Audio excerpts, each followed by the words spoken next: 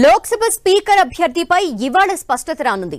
Speaker, deputy speaker ఏకగ్రీవం చేసే ప్రయత్నంలో ఉన్న అధికార పక్షం రాజ్నాథ్ సింగ్ కు బాధ్యతల్ని అప్పచెప్పింది.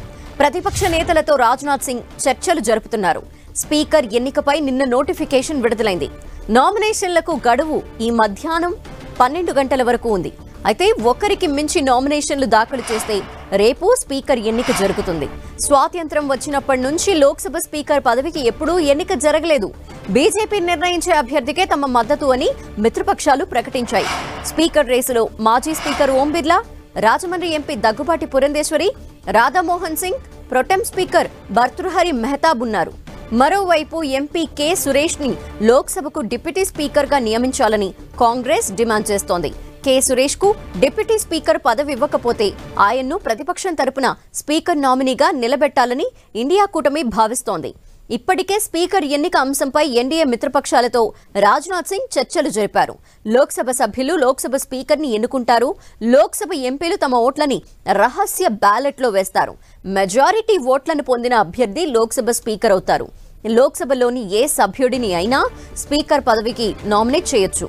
సాధారణంగా స్పీకర్ ఎంపికలో సీనియారిటీ, అనుభవం, నిష్పాక్షికత ముఖ్యమైన అంశాలుగా ఉంటాయి. మరోవైపు ఇవాళ రెండో రోజు పార్లమెంటు సమావేశాల్లో ఎంపీల ప్రమాణ స్వీకారాలు కొనసాగనున్నాయి. ఈ రోజు ఎంపీలుగా 281 మంది సభ్యులు ప్రమాణ స్వీకారం చేస్తారు. తెలంగాణ ఎంపీలు ఇవాళ ప్రమాణ స్వీకారం చేయనున్నారు. తెలంగాణ కాంగ్రెస్ ఎంపీల ప్రమాణ స్వీకారానికి సీఎం రేవంత్ రెడ్డి, మంత్రి కోమటిరెడ్డి వెంకటరెడ్డి హాజరవుతున్నారు.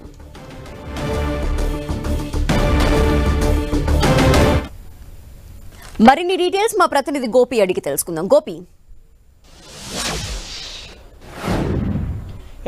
పార్లమెంట్ సమావేశాల రెండవ రోజు ఈరోజు మరో 281 మంది ఎంపీ సభ్యుల ప్రమాణ స్వీకార కార్యక్రమాలు ఉంటాయి. ఎంపీలుగా వారంతా ప్రమాణ స్వీకారం చేయబోతున్నారు. అలాగే 18వ లోక్సభకు సంబంధించిన స్పీకర్ ఎవరు అన్నదానికి సంబంధించి ఈరోజు స్పష్టత రాబోతోంది. స్పీకర్కి ఎన్నిక జరుగుతుందా లేక ఏకగ్రీవంగా స్పీకర్ ఎన్నిక ఉండబోతుందా అన్న అంశానికి సంబంధించి మధ్యాహ్నం 12 గంటల వరకు స్పష్టత రాబోతోంది. నిన్న స్పీకర్ ఎన్నికకు సంబంధించిన నోటిఫికేషన్ వెలువరించడం జరిగింది. ఈరోజు మధ్యాహ్నం 12 గంటల వరకు నామినేషన్ దాఖలు చేయాల్సి ఉంటుంది. స్పీకర్ అభ్యర్థిగా పోటీ చేసేవారు ఎన్డీఏ కూటమి తరపున ఇప్పటికే ఎన్డీఏ మిత్రపక్షాలు బీజేపీ ఏ నిర్ణయం తీసుకున్నా తమకు సమ్మతమే అని చెప్పి తమ అభిప్రాయాన్ని బీజేపీకి తెలియపరచడం జరిగింది. ఈ స్పీకర్ ఎన్నికకు సంబంధించిన అంశాన్ని రాజ్నాథ్ సింగ్ కు బాధ్యతలు అప్పగించడం జరిగింది. స్పీకర్ ఎన్నిక, డిప్యూటీ స్పీకర్ ఎన్నిక వ్యవహారాన్ని సో ప్రస్తుతం మిత్రపక్షాలతో చర్చలు ముగించారు రాజ్నాథ్ సింగ్. అలాగే ప్రతిపక్షాలతో ప్రస్తుతం చర్చలు జరుపుతున్నారు. ప్రతిపక్షాలతో ఇప్పటి వరకు కూడా చర్చలు జరపలేదు.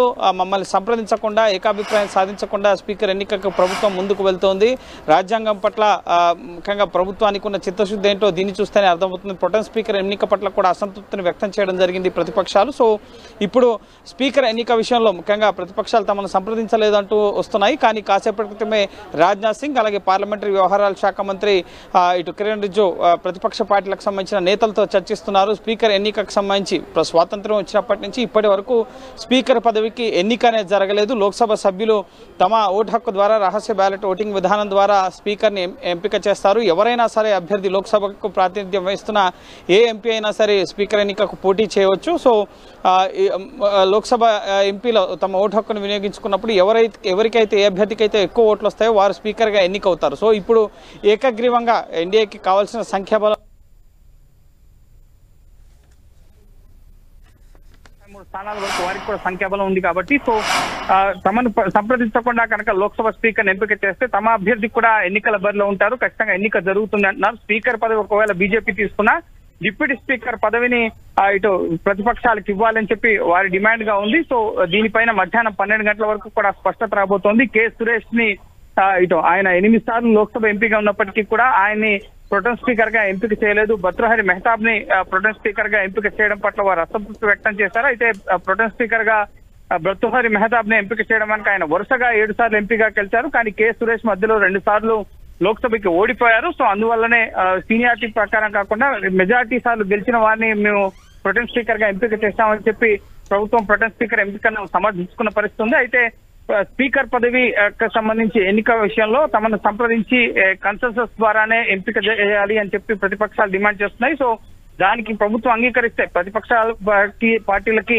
డిప్యూటీ స్పీకర్ పదవిని ఆఫర్ చేస్తే కనుక వాళ్ళు మేము స్పీకర్ పదవికి ఎవరిని బరిలో ఉంచమని చెప్పి వాళ్ళు చెప్తున్నారు కాబట్టి సో ప్రభుత్వం దానికి సమ్మతిస్తుందా లేదా అనేది మరి కాసేపట్లో స్పష్టత రాబోతోంది. సో 12 గంటల వరకు కూడా నామినేషన్ దాఖలకి ఆఖరి సమయం కాబట్టి 12 గంటల వరకు ఎన్డీఏ తరపు అభ్యర్థి ఎవరు అనేది స్పష్టమవుతుంది. ఎన్డీఏ తరపు అభ్యర్థుల్లో ప్రధానంగా ఓం బిర్లా పేరు వినిపిస్తోంది. అలాగే రాధామోహన్ సింగ్, అలాగే ప్రస్తుతం ప్రొటెం స్పీకర్ గా ఉన్న భర్తృహరి మెహతాబ్ తో పాటుగా ఆంధ్రప్రదేశ్ బీజేపీ అధ్యక్షురాలు రాజమండ్రి ఎంపీ పురంధరేశ్వరి పేరు కూడా వినిపిస్తోంది.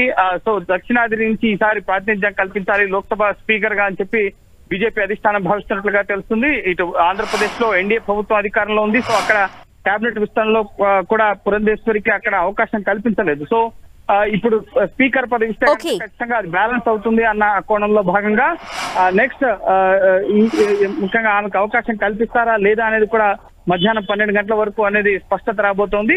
అలాగే ఎంపీల ప్రమాణ స్వీకార కార్యక్రమాలు కూడా ఉదయం 11 గంటల నుంచి సెషన్ స్టార్ట్ అవుతుంది కాబట్టి ఆ ప్రమాణ స్వీకారాలు కొనసాగబోతున్నాయి. తెలంగాణ కాంగ్రెస్ ఎంపీలు, బీజేపీ ఎంపీలు కూడా ప్రమాణ స్వీకారం చేయబోతున్నారు. అలాగే ఈ ప్రమాణ స్వీకార కార్యక్రమాలకి రేవంత్ రెడ్డి అలాగే కోమటిరెడ్డి వెంకటరెడ్డి వీరంతా కూడా హాజరవుతారు. రేవంత్ రెడ్డి అలాగే కోమటిరెడ్డి వెంకటరెడ్డి వీరంతా కూడా హాజరవుతారు. సాయంత్రం వరకు కూడా ఎంపీల ప్రమాణ స్వీకారాలు ముగుస్తాయి. ఇక రేపు స్పీకర్ ఎన్నిక కార్యక్రమం ఉంటుంది. ఈ రోజు నామినేషన్ తో తేలిపోతుంది. ఏకగ్రీవం అయితే కనుక రేపు ఎటువంటి ఎన్నిక కూడా ఉండదు. ఏకగ్రీవంగా స్పీకర్ ఎంపిక జరిగితే కనుక రేపు స్పీకర్ ని అభినందిస్తూ దానిపైన చర్చ అనేది ఉండబోతోంది. థాంక్యూ గోపి.